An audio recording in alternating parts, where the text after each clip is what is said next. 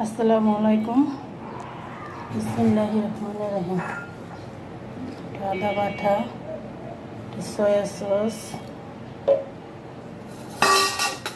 তারপর শুকনো মরিচের গুঁড়া, আর আমি একটু পেস্ট করে রাখছি এই মশলা দিয়ে মেখে 20 মিনিটের জন্য রেখে দিব। 20 মিনিট পরে আপনাদের ভেজে দেখাবো কেমন হয় দেশি মুরগি। পটেটো ওয়েজেস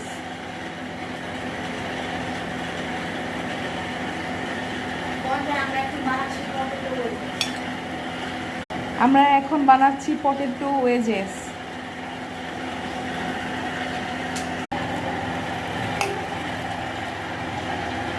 কর্নফ্লাওয়ার আর চালের গুঁড়ি দিয়ে এখন ভাজবো।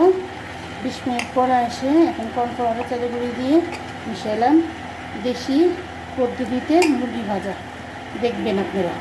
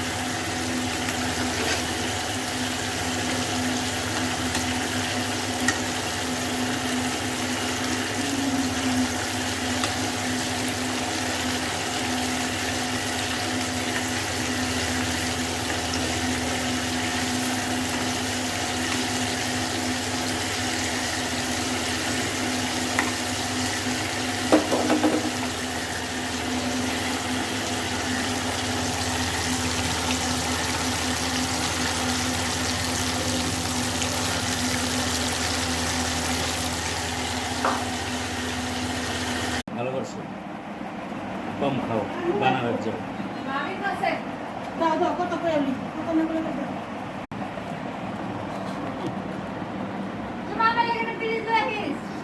আর কত কইস না তোরা, কত দেশি স্টাইলের মুরগি ভাজা দেখেন, এভাবে ভাজা খাইবেন, মজা লাগবে। কিরকম হয়েছে বললেন।